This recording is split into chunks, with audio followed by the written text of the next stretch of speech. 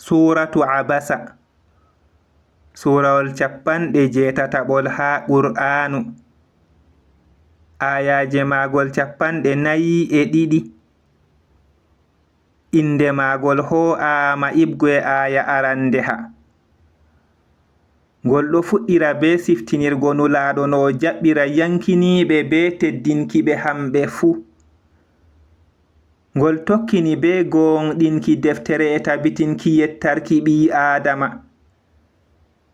E ngol ɗo yecca ukkaki dargal nyalde den yimɓe pirlitoto fere fere, woɓɓe seyiɓe woɓɓe suniɓe. Suratu Abasa. Abasa o fongini. Be inde Allah enɗowo kinnotoɗo.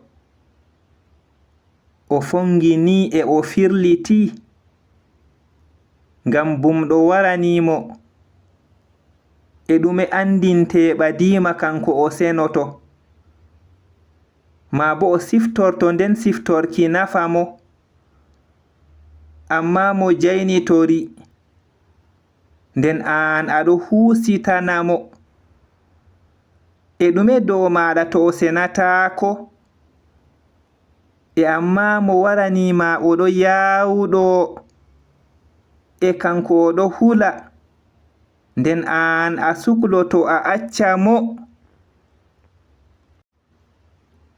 Nanon fi andu kanjum ɗum ciftinirojum nden mo muyi o siftori mo. Ɗum ɗo ha ɗereji teddinaɗi, tonaɗi, cenaɗi, har juuɗe yerɓaɓe tedduɓe laaɓɓe.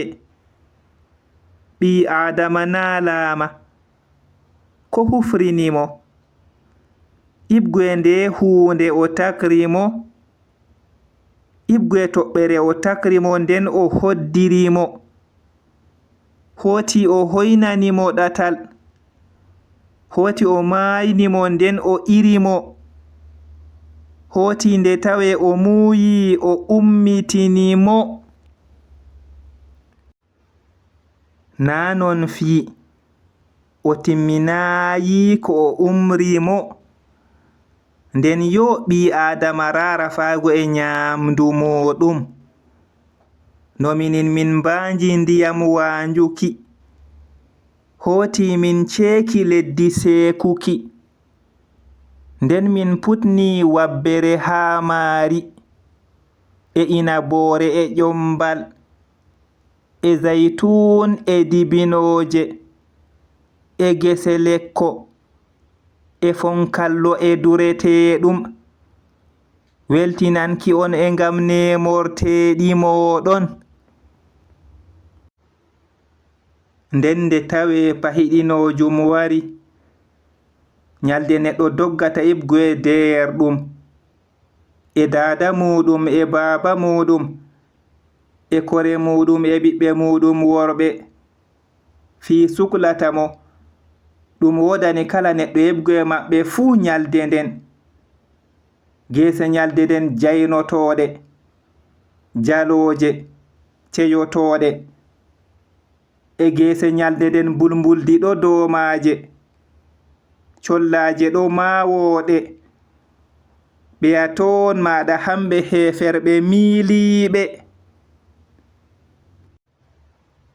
Inabore en français raisin, inabore in English grape. Ƴombal ko dabbaji nyamata leɗɗe muɗum e haakoji muɗum, yeru leɗɗe butali e haakoji butali ɓawo sodugo ɗum.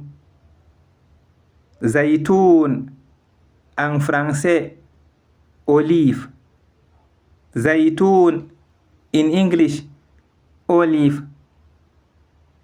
Fonkallo en français fruit, fonkallo in English fruit.